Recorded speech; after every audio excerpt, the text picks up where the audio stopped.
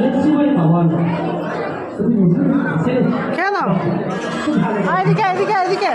মাঝি তো হ্যাঁ বলি মা আমি হলাম মাঝি আচ্ছা মাঝি বলো নম করো নম আচ্ছা ওটা নাম কি গো ওটা নাম শুনে বলি মা হ্যালো তাহলে বলছি শোনো বলি মা হ্যাঁ বলো ওই যে আমার